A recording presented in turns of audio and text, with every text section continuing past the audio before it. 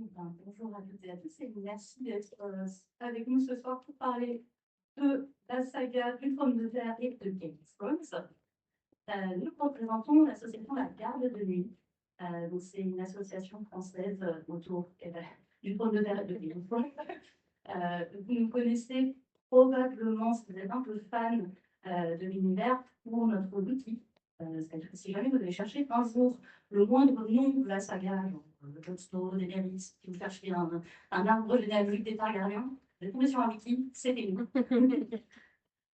En plus de ce wiki, on a un forum de discussion, on a un blog d'actualité, on a un store, on a une chaîne Twitch, on a une chaîne YouTube. On parle beaucoup de la saga du Trône de Fer. Un peu d'autres choses, parce que voilà, c'est une épopée sans fin, donc du coup, il faut bien dire autre chose entre-temps. On parle aussi de littérature, de l'imaginaire au sens plus large. Voilà, et l'association a désormais 20 ans. Et le forum était né bien avant ça, donc on commençait à être des jeux de la vieille. Et j'espère qu'on ne fait pas trop notre âge. Et donc, je suis avec Thierry. Enchanté. Donc, Thierry Soulard, DMDM pour ceux qui sont sur le forum ou sur les médias de la Garde de Nuit. Thierry Soulard au civil et sur les couvertures des livres que j'ai fait avec Aurélie Baffy qui est juste là, qui sont Les Mystères du Trône de Fer, tome 1 et 2, donc des livres qui analysent vraiment les livres plus que la série télé. Et le premier, pardon, du projet littéraire et des jeux de mots de l'univers de George Martin. Le second, de toutes les inspirations historiques de George Martin dans le Trône de Fer. Je vais te présenter aussi quand même. Et du coup, moi, c'est Mafadora. Et je suis présidente de l'association. Régulièrement, si vous suivez la Garde de Nuit. Voilà. Et je ne pas écrire. C'est pas très grave. Pardon. Très facile. C'est vrai que j'ai fait la très facile. Alors, pour revenir à ce qui nous amène aujourd'hui, on va parler du Trône de Fer, voir un peu d'où ça vient, voir qui est George Martin à la base.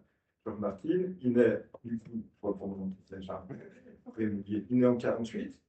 Il commence très tôt à écrire des nouvelles en tant que geek. Il écrit en fait des fanfictions d'abord. Petit à petit, il est publié dans des fanzines. Il commence à écrire de plus en plus. Il essaye de passer, il passe un diplôme de journaliste. Il essaie d'être journaliste, ça ne marche pas, donc il continue d'écrire. Il survit pendant un moment comme ça en tant que novelliste, en tant que professeur de journalisme et en tant qu'organisateur de tournois d'échecs. Petit à petit, ces nouvelles ont de plus en plus de succès. Donc, c'est d'abord vraiment en tant que novelliste qui se fait connaître avec des nouvelles formats. On arrive deuxième très vite, les trois premiers livres vont enchaîner. Mais on va arriver ensuite à un moment où on va avoir quelques petits problèmes. En 2011, sorti du cinquième tome, Jon Snow meurt. Et on attend depuis 2011 de savoir ce qui va se passer derrière en tant que lecteur. Et donc en France, la saga est arrivée en 1998. Et comme elle était découpée, en fait, nous, on a eu de la chance. C'est-à-dire que, comme vous voyez ici, on avait des tomes en tous les ans, voire même plusieurs tomes. Donc, le manque s'est très vite créé le jour où on n'a plus de suite. Et effectivement, depuis qu'on attend que John revive, ou pas, si ça se trouve, il ne reviendra jamais. On n'en parle pas. Et en fait, la saga a quand même eu un petit succès. Elle a été achetée pour très très cher en France, hein, c'était à peine 30 000 francs à l'époque, donc c'est très petit pour une saga de l'ampleur que ça a pris par la suite. Mais aux États-Unis, la saga a très vite eu son petit succès d'estime, et même en France, d'ailleurs on voit, hein, puisque ils se sont vraiment empressés de tout publier, et ça avait suffisamment de succès pour que tout sorte très très vite. Donc ça avait son petit succès d'estime. Les fans de fantasy, bien avant la série télé, avaient entendu parler du Trône de Fer, et la saga était même au New York Times best-seller avant la série télé. Néanmoins, évidemment, c'est la série télé qui a permis l'explosion et Game of Thrones est devenu un phénomène planétaire si on veut dire quelques chiffres, par exemple, avant la série télé, en France, les ventes moyennes d'un tome de la série, de la saga, c'était 4500 exemplaires. Aujourd'hui, c'est 60 000. Pas tout à fait la même ampleur. Et en top, en poche, c'est un peu la dernière série à l'ancienne, entre guillemets. C'est-à-dire qu'on était encore dans un mode de diffusion télé qui était en linéaire. Donc, toutes les semaines, on avait son épisode et tous les ans, on avait sa saison. Ce qui fait que Game of Thrones, au début, ce n'était pas forcément une série à énorme succès. Ça avait plutôt bien marché pour HBO, mais ce n'était pas non plus dans l'ampleur True Blood, par exemple, à l'époque, qui était la série fantastique qui marchait sur HBO. Et sauf qu'il y a eu un énorme bouche à oreille, notamment grâce à certains épisodes choc. La mort de Ned Stark en a surpris plus d'un, par exemple. Ça a fait parler, beaucoup parler. Et plus ça allait, plus les saisons ont été regardées jusqu'à atteindre des sommets. Et c'est vraiment devenu un phénomène culturel dont on parlait à la machine à café le matin. Et le fait d'attendre et d'avoir un épisode par semaine a vraiment contribué à ça. Aujourd'hui, c'est quelque chose qu'on trouve beaucoup moins facilement avec les séries télévisées parce qu'on est passé dans un mode de diffusion en binge-watching. Et même s'ils essayent de refaire des diffusions linéaires, le fait d'avoir accès à un catalogue immense par le streaming fait qu'on a beaucoup moins ce phénomène culturel dans la durée. Donc, est-ce que Game of Thrones aura un successeur? C'est toujours une question qu'on se pose. Et aujourd'hui, on n'a pas encore trouvé. Par contre, c'est que la fin, elle a déçu.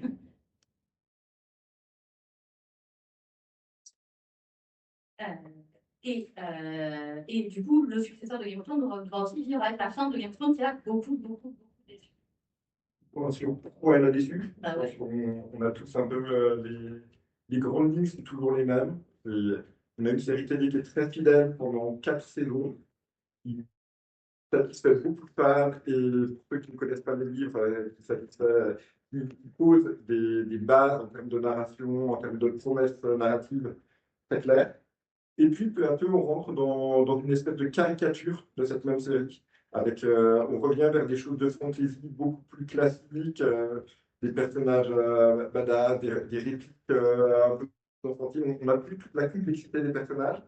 Et ça va vraiment ça baisse de saison en saison jusqu'à la saison 7, qui est totalement rushée, où on arrive vraiment sur quelque chose où les showrunners ont marre, les acteurs ont marre, de toute façon ils coûtent trop cher à chacun.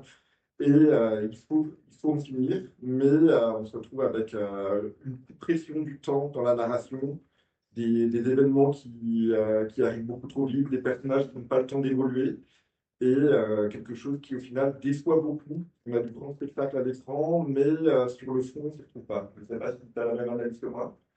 Oui, complètement. Pour moi, il y a plusieurs choses. Déjà, il y a le fait que je pense que les showrunners n'aimaient pas fondamentalement la fantaisie. Ce qui les intéressait, c'était les enjeux politiques.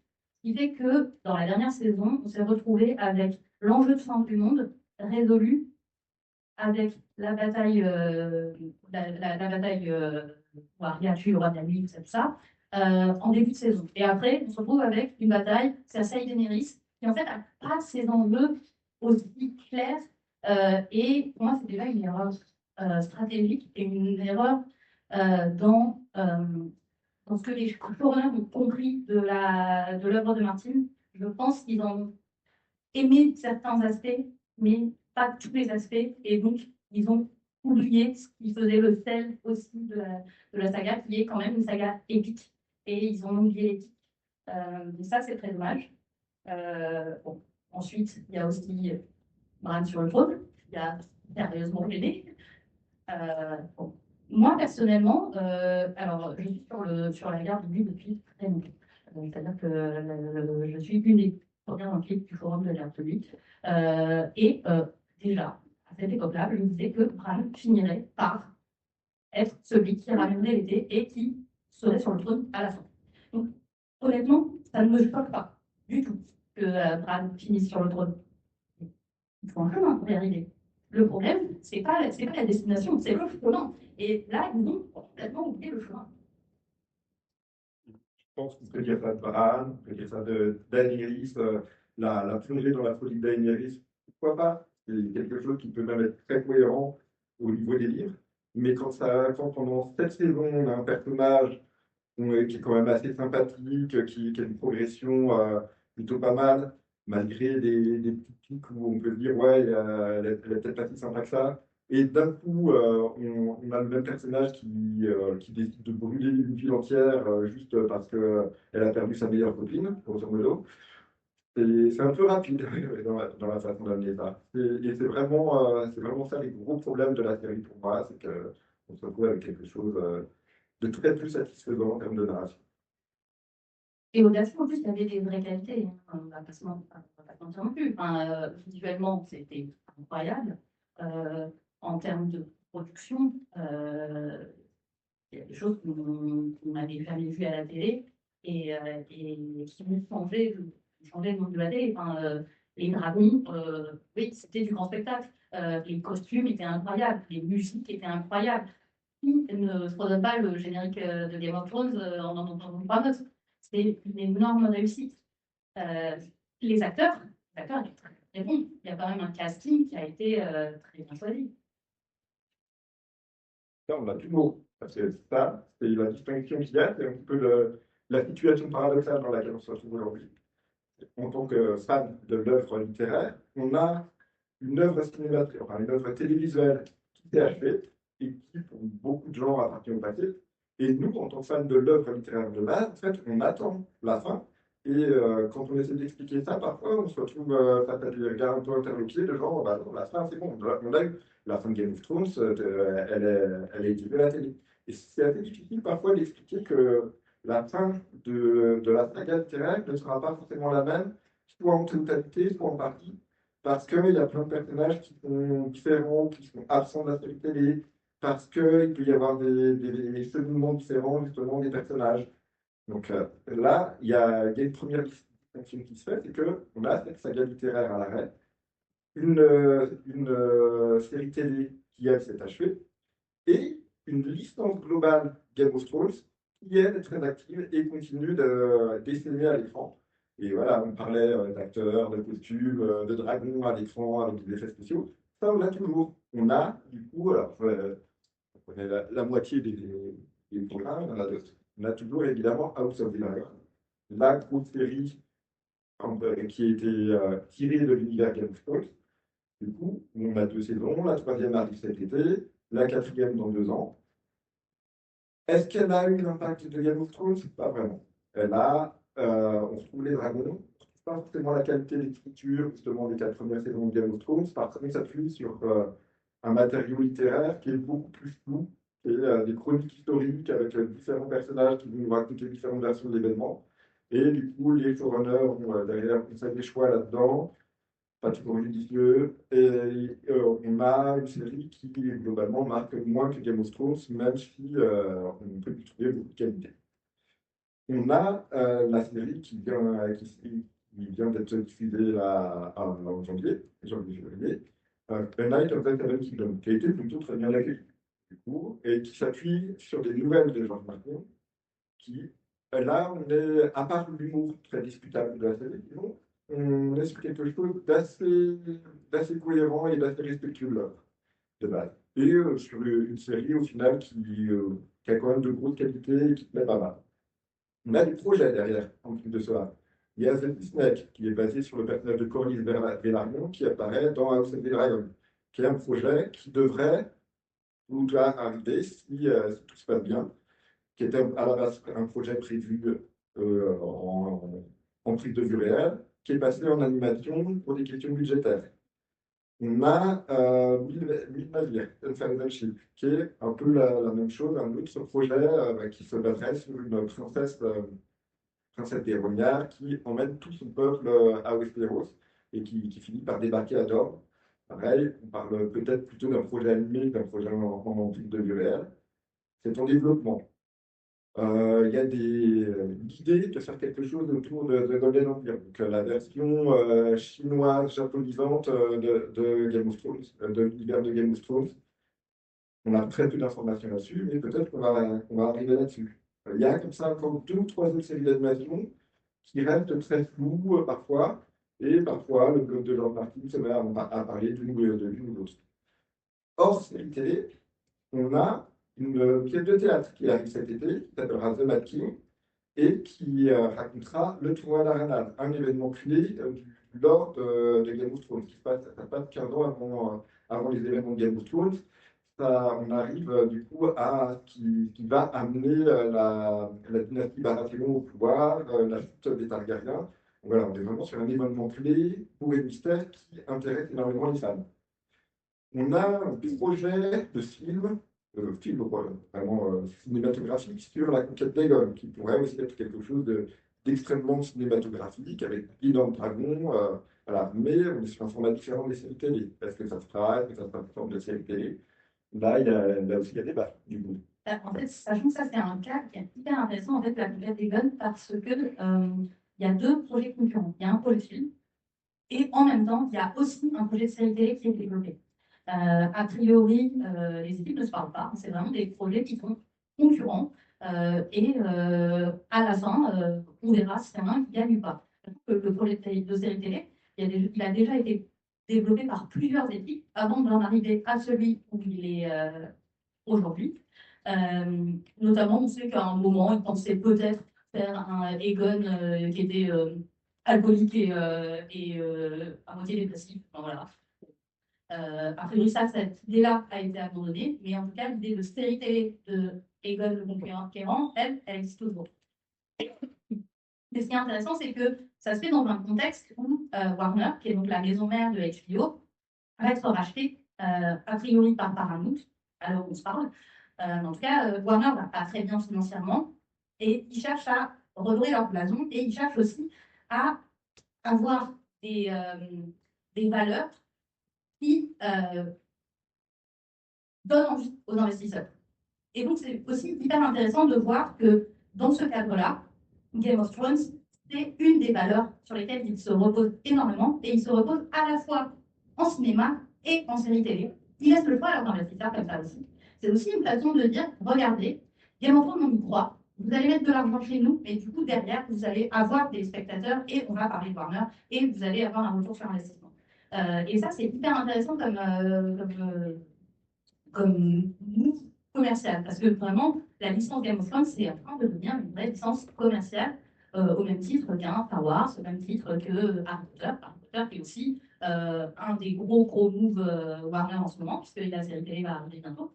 Euh, et ça, voilà, c'est quelque chose qui, dans l'univers d'Hollywood, fait pas mal parler. Et c'est pour ça que, a priori, la conquête, c'est quand même probablement le prochain projet qu'on verra sur nos écrans après House of the Dragon et A Knight of the Seven Kingdoms. Moi, si je devais mettre mes billes sur quelque chose, je vous dirais que c'est celui-là le prochain projet qui sera sur nos écrans. Est-ce que c'est ton préféré? C'est celui que tu aurais vraiment envie de voir? Moi, celui que je voudrais voir, c'est plutôt Nymeria. C'est c'est ça, c'est Battle Ships. Donc, c'est l'épopée de Nymeria parce que je trouve que c'est quelque chose qui, en fait, est hyper actuel. C'est une histoire de réfugiés. C'est une histoire de gens qui fuient la guerre. C'est une histoire de gens qui sont menés par une femme badass, qui est partie avec les femmes et les enfants, et qui a vécu des sacrées aventures dans plein d'endroits du monde. Et je pense qu'on peut en faire dire énormément de choses hyper intéressantes. Le problème, c'est que c'est à double tranchant parce que c'est aussi quelque chose que Martin n'a pas écrit. Donc, on peut faire quelque chose de super intéressant. Néanmoins, il faut avoir un bon scénariste. Au moins, l'avantage, c'est qu'il ne sera pas contraint par George R. R. Martin. Ça évite aussi des conflits. Typiquement, là, George, on sait qu'il est en conflit avec l'équipe de House of the Dragon. Il a détesté la saison 2 de House of the Dragon. Il est fâché tout rouge face à Ryan Condal. Et il ne portera plus la promotion de la saison 3. Ça évite le monde des conflits de ne pas avoir d'écrit par George. Pourquoi ne pas aller du coup dans ce cas-là sur un autre univers de fantasy, hein. Et toi, du coup, c'est quoi ton préféré? Moi, dans ce qu'il y a là, honnêtement, je pense que Je pense que ça serait peut-être House of the Dragon, mais dans une bonne version. J'ai encore un peu d'espoir que House of the Dragon, j'ai été très déçu par la saison 2, donc j'attends les saisons 3 à 4. J'ai encore un peu d'espoir que ça se réveille, qu'on parte sur des choses un peu plus intéressantes, mais voilà. Je pense que je serai déçu là-dessus. Et sinon, tu as oublié d'en parler d'une, mais il y a aussi De la série. celle que, en fait, je crois que toi et moi n'attendons et qu'il n'y a pas grand monde qui attend. Soyons honnêtes, c'est Snow. Voilà, il y a un projet de spin-off de Game of Thrones qui est actuellement en développement par un scénariste français. On ne sait pas très bien de quoi ça parlera, à part que théoriquement, il devrait y avoir Jon Snow dedans. Peut-être pas rien. Peut-être pas rien. On a l'impression qu'ils ont repris le projet que l'acteur de Jon Snow, Kit Harington, voulait faire à la sortie. Puis, il y avait des rumeurs aussi de projets avec le personnage d'Arya à la fin de la série qui part en bateau explorer. Et on peut s'inspirer d'un autre personnage de Feu et Sang bien avant dans l'histoire, qui est une exploratrice hyper badass, c'est le personnage préféré de Plongeon dans Feu et Sang, et lui faire faire des aventures. Et puis en fait, on va tout remettre ensemble. Voilà, après toute une période où en fait, on avait l'impression que c'était seulement Kit Harington qui voulait faire ça parce qu'il n'arrivait pas à tourner la page. Puis ça a été enterré. Là, ça revient. On ne sait pas pourquoi, on ne sait pas comment. Je ne sais pas si Kit Harington a dit oui ou plus, mais c'est aussi un des gros mystères. Et a priori, sans Kit Harington, ce sera compliqué de faire la série. Il y a toujours cet inconnu-là. Il y a de façon générale ce que les Anglais appellent le development hell, l'enfer du développement, qui fait que c'est pas parce qu'il y a une série télé qui est annoncée, qui est signée, les droits d'adaptation sont signés, que ça va se faire. C'est vraiment, voilà, il y a plein de fois aussi, les annonces des droits d'adaptation sont juste là pour refaire un peu de buzz et refaire prendre les livres. Le côté hollywoodien, production est extrêmement compliqué, les scénarios sont, les boîtes sont rachetées, les scénaristes changent. Avant qu'un projet arrive vraiment à la fin, il se passe beaucoup de choses. Il y a même des projets aussi, on n'a pas parlé des projets annulés. Il y a eu Blue Moon, qui est un projet qui se passait dans l'antiquité du monde de Westeros, qui a été jusqu'au niveau du pilote, c'est-à-dire qu'ils ont vraiment embauché des acteurs, tourné des pilotes, construit des décors, des costumes, mis énormément d'argent sur la table pour un pilote qui au final n'a pas du tout convaincu. Ça n'a jamais été plus loin que ça. Personne n'a jamais vu ce pilote à part les équipes de direction qui ont décidé finalement de s'arrêter. Donc voilà, c'est pas parce qu'on arrive à annoncer des choses que ça se fait vraiment, que c'est pas sur les écrans. Il y a beaucoup de choses qui peuvent se passer. Euh, on se retrouve donc dans cette situation paradoxale que je disais, beaucoup d'une licence qui est quand même très vivante aujourd'hui, et toujours ces livres du coup, qu'on attend. Ça, c'est le point noir. Donc voilà, ça fait 15 ans que Jon Snow est mort. 15 ans 15 ans Voilà. Bon, depuis, on a eu Feu et Sang. On a eu une nouvelle de Keller, mais on n'a pas grand-chose à faire sous la dent. Et The Wings of Winter se fait attendre. The Wings of Winter, voilà, c'est censé être vraiment bon, parce qu'il est censé y avoir encore A Dream of Spring après. Mais ça fait donc 15 ans qu'on l'attend. Georges communique régulièrement dessus, hein, il écrit. Et surtout, il réécrit. Et il réécrit. Et il réécrit. Georges, c'est ce qu'on appelle un jardinier, qui a des auteurs architectes. Ils savent exactement où ils vont. Ils ont une trame. Voilà. Ils savent point 1, point 2, point 3. Georges, il n'est pas comme ça. Georges, il se laisse porter par son histoire. Son histoire part dans la bonne direction, comme un beau rosier. Et lui, il va tailler, arriver à un joli rosier à la fin. Le problème, c'est qu'il a quand même probablement été pas mal dépassé par son œuvre. Son rosier, c'est devenu un beau tableau. Il a du mal à, à, à remettre les pierres. De ce fait, il taille beaucoup et il réécrit énormément. Donc, il fait régulièrement des annonces. On sait qu'il écrit. On a quelques éléments de la suite. On sait notamment qu'il y a certains éléments de la série télé qui seront dans les livres. Il y a des chapitres qui avaient été publiés, même. On ne sait pas très bien s'ils sont toujours là en l'état, si finalement il a changé d'avis sur ces chapitres. Enfin bon, il y a quand même des points clés dont on se doute très, très, très fortement. Bon, a priori, Hodor, l'origine du nom Hodor, c'est quelque chose qu'il a révélé au showrunner et qui sera dans les livres. Donc, d'ailleurs, on se dit que c'était une tellement bonne idée dans la série que c'est pas étonnant qu'il ait donné, que ça vienne de lui. Alors, du coup, on a cette situation qui est, en fait, pour moi, assez dépendante aussi du profil de George Martin, justement du fait qu'il aime aussi déjà à la télé, et il se laisse déborder maintenant maintenant qu'il est revenu avec sa licence principale dans le monde de la télé, euh, au lieu d'y être en tant que scénariste dépendant, il y est en tant pas showrunner, mais créateur d'univers, avec beaucoup de projets qui sont lancés, beaucoup de sollicitations.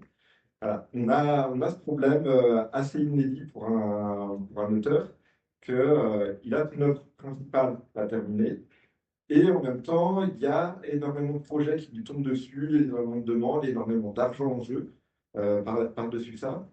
C'est ce qui fait qu'il y a George Martin, J.K. Rowling, Sanderson qui arrivent dans ce jeu-là, et c'est à peu près tout. Il y a assez peu il y a assez peu d'auteurs ou d'autrices qui sont à ce niveau-là et qui sont confrontés à ces problèmes-là. Mais vraiment, on a l'impression que George Martin, dans sa capacité d'écriture, dans sa capacité de concentration sur une œuvre, n'arrive plus. Voilà, c'est totalement dépendant aussi de la façon dont l'œuvre est écrite, qui est, comme tu le disais, une œuvre de jardinier, mais aussi une œuvre monstre avec énormément de personnages, énormément de chemins narratifs différents qui doivent se recroiser, et du coup une volonté d'arriver à quelque chose au final de très satisfaisant pour les fans, mais une pression énorme pour lui, probablement. Et le problème, c'est que Martin aussi prend de l'âge, évidemment. Il y a toujours cette question très, très méchante qui arrive dont il ne veut plus entendre parler, même dès le début, de qu'est-ce qui se passe si il disparaît sans avoir terminé cette saga. Et du coup, on arrive derrière sur des plans sur la comète. Alors, peut-être vous m'en parler un petit peu là-dessus aussi. Oui, d'ailleurs, vous avez mis une photo de Monsieur Sanderson parce que très, très, très, très régulièrement sur les réseaux, il y a cette fameuse hypothèse, oh, bah, c'est pas grave, si Martin décède avant la fin, Sanderson finira. Alors pourquoi? Parce que Sanderson a terminé La Roue du Temps, qui était une très grosse saga de fantasy, écrite par Robert Jordan, et quand Robert Jordan est décédé, c'est Sanderson qui a terminé. Alors, Sanderson a déjà dit que pas du tout, non, non, non, non, non. Alors déjà parce que Sanderson n'a pas le temps, il écrit déjà ses propres bouquins. Il n'est pas du tout dans la même situation dans laquelle il était quand il a repris l'œuvre de Jordan. Aujourd'hui, il est installé, il a son propre univers, ça marche du feu de Dieu. Donc il n'a pas ça à faire d'écrire, de réécrire pour George R. R. Martin. Accessoirement, ils n'ont pas du tout les mêmes philosophies. Lui-même est mormon et il le dit lui-même que la façon dont George écrit, qui est une vision très noire du monde, très cynique, lui, il ne l'a pas. Lui, ce qu'il aime, c'est les systèmes de magie, c'est des amours assez chastes, c'est des choses lumineuses et c'est de l'espoir. Tout ce que George n'est pas. Donc, philosophiquement, il ne se sentirait de toute façon pas les épaules pour écrire et reprendre la saga de Martin. Donc ça, il n'a pas envie. Et de toute façon, George a déjà dit que lui-même ne voulait pas qu'on reprenne ses écrits.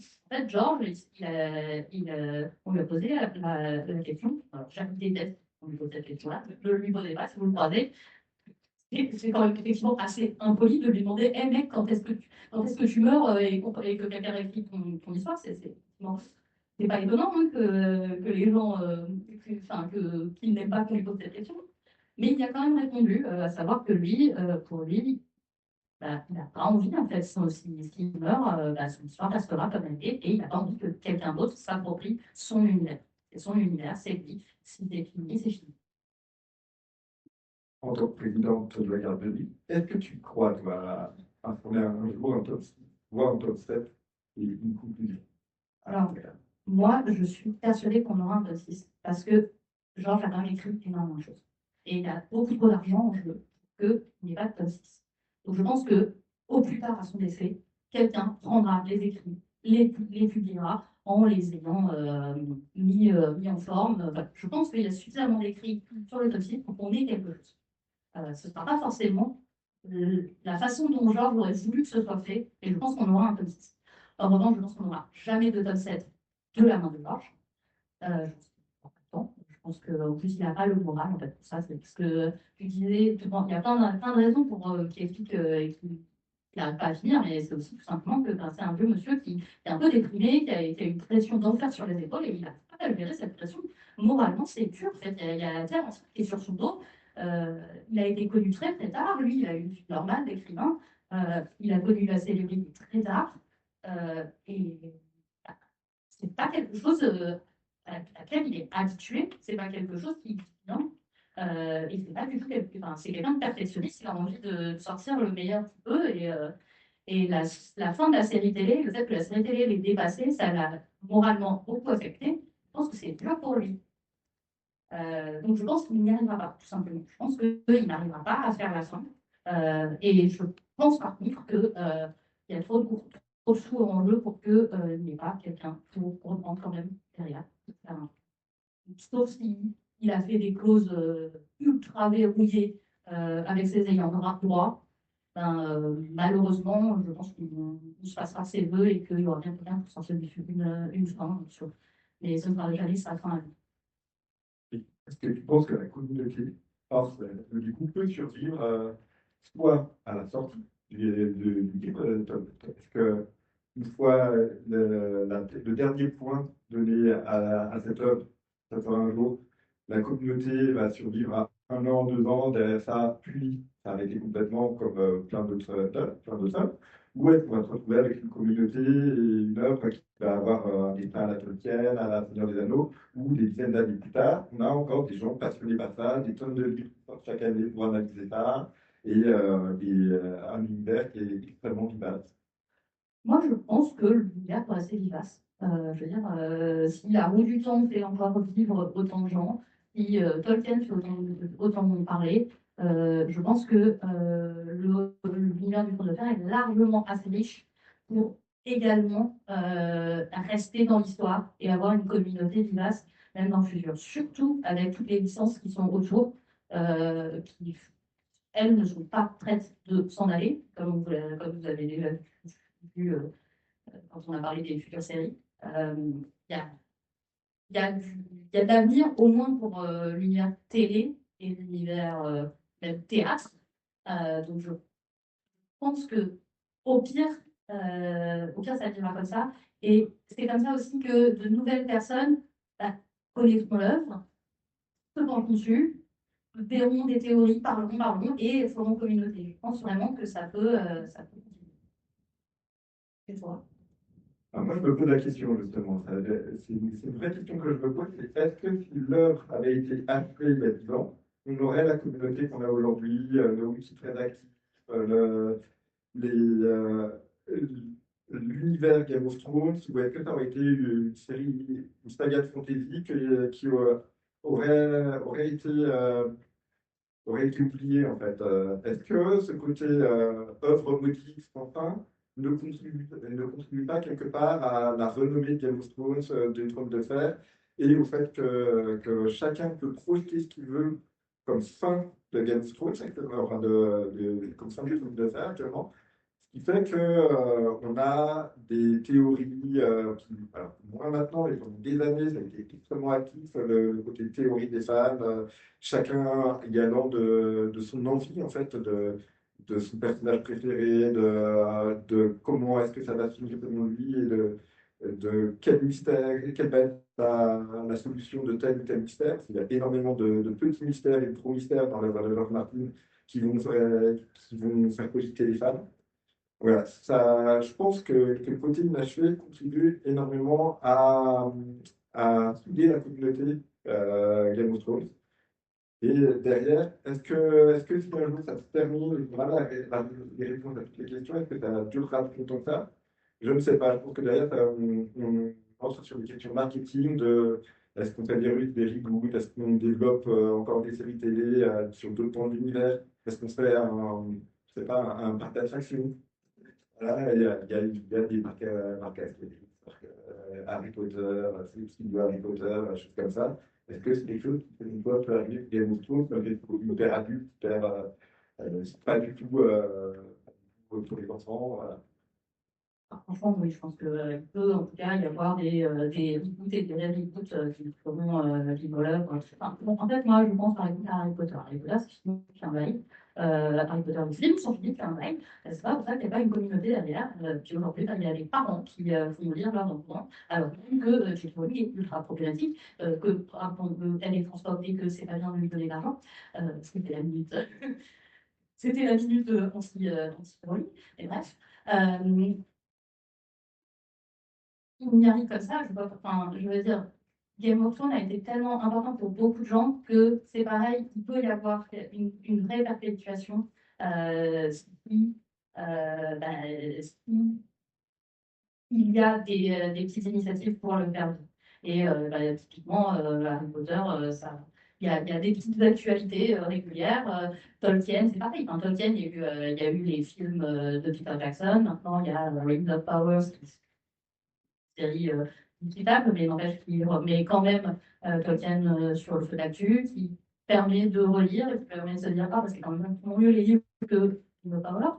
Voilà, il y a toujours de nouvelles choses. Même la roue du temps, là, nos copains de la Terre de Tir, qui sont nos homologues côté roue du temps, bah, ils sont là en ce moment en train de faire une conférence en même temps que nous. Voilà, pourtant, bah, leur saga elle est finie.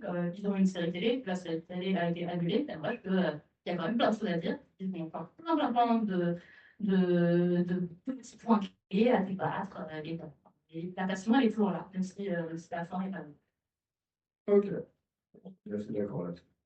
Du coup, de la salle, peut-être, quel petit sondage comme ça, quel serait le projet qui vous passionne le plus, là, qu'est-ce que vous avez le plus envie de voir, tu vois? Je vais dire ça, est-ce qu'on peut remettre juste juste l'image, enfin, un petit sondage de ça. La pièce de théâtre, qui vote pour la pièce de théâtre? Qui vote pour Snow? Levez la main quand vous votez. Qui vote pour Lumeria, 4 pas de chiffre? Qui vote pour le Sismec, la lunette de Corridor Larion. Ah, enfin, de Corridor. Qui vote pour le Golden Empire, la version chinoise. Ah, c'est pas d'Asie. Ouais, ça serait très différent, ça serait rigolo.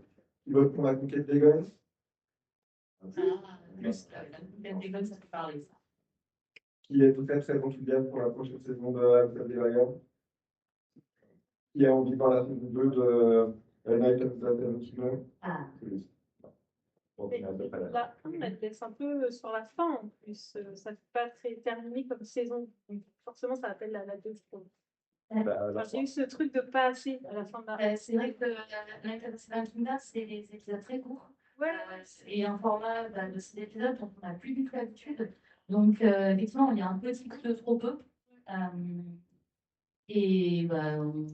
On verra, mais les prochaines saisons, ça risque d'être dans ce même format aussi. On va avoir des petites aventures courtes, mais intenses. Et sacrément bien joué avec vraiment plein de qualités, en tout cas. La grosse réussite de toutes les séries Game of Thrones, ça c'est les corps que tu actes. Genre, voilà, on s'en parle de ça. Sauf que On va avoir un peu de temps. il allait vachement vers l'animation. Enfin, ce que je comprenais, c'est qu'ils avaient l'air d'aller. Ils vont Alors que je crois qu'ils faisaient la qualité de Game of Thrones. C'était vraiment voilà, les acteurs, enfin, les acteurs anglais, superbes. Et là, si on va sur des projets un peu cheap, dans l'animation. Alors, c'est forcément sur Parler des Larions, ils font appel à celui qui a fait Primal, par Pavlovski. Désolée, j'écorche probablement son nom. Mais c'est pas rigolo. Hein. Ils sont pas non plus sur des ambitions de séries tout pourries, quoi. C'est quand même vraiment ils mettent les moyens. Beauty, ça fait très longtemps que c'est en développement. Et le développement de l'animation, ça prend du temps, beaucoup plus qu'une série, mais ils mettent les moyens quand même. Enfin, ça sort vraiment pas de nulle part. Hein. Pour le coup, je crois que Nymeria, ça sera plutôt du live action aux dernières nouvelles. Ben, C'est live action, jusqu'à qui décide que ça coûte trop cher et qui passe vraiment en animation. mais ouais, voilà. Mais en fait, C'est un peu le même problème que le Disney, c'est des bateaux. Ça coûte très cher à animer 1000 bateaux.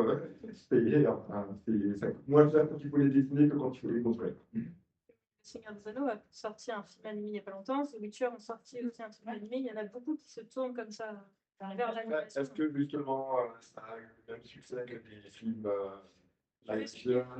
Est-ce que ça a convaincu suffisamment pour justement valider cette idée de projet? Je suis pas sûr.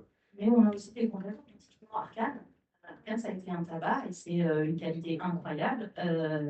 Si on a un truc à la Arcane dans l'univers de Westeros, ben, on serait complètement content, hein, voire peut-être même plus content que de voir Snow avec Kit Harington. Enfin, personnellement, moi, appelez sorti, de suite. Et on a déjà, voilà, on avait le côté, il y a des livres, il y a des séries télé et c'est tout là. Là, on arrive déjà cet été avec quelque chose de différent, qui sera la pièce de théâtre. Donc, oui, moi aussi, comme ça, spontanément, de l'animation dans le monde de Game of Thrones, bon, mais si c'est bien fait, c'est toujours pareil, ça va arriver. Peut-être qu'on perdra une partie des fans, mais que d'autres fans arriveront pour les remplacer à ce niveau-là. Voilà, ça va. D'autres questions? On va y aller. On va vous encourager du coup à aller à la fin de la conférence des copains du COSER, qui sont le Fandival avec nous. Je te laisse pour le Fandival. Pour le Fandival. Le Fandival, c'est une initiative qu'on a avec la Gazette des Sorciers, donc qui est notre équivalent, notre homologue côté Harry Potter, Tolkien Deal, qui est notre homologue côté Tolkien, et la Pierre de Cire, donc pour la roue du temps et Cosmer. En fait, on s'est réunis, les quatre grandes associations, quatre fandoms de quatre grosses sagas imaginaires francophones, et on a fait un festival en ligne, on a fait 2 éditions. Vous pouvez retrouver plein de tables rondes en ligne sur la chaîne YouTube Fandival. Ce qu'on aime, c'est montrer que les fandoms sont vivants, qu'on aime parler de menus d'univers et que globalement, il n'y a pas meilleur que les fans pour parler des fandoms et de leur univers. Donc, n'hésitez pas à soutenir la garde de lui et le fan. Et tous les autres fandoms. Et en tout cas, merci beaucoup d'être venu nous écouter ce soir. Merci beaucoup.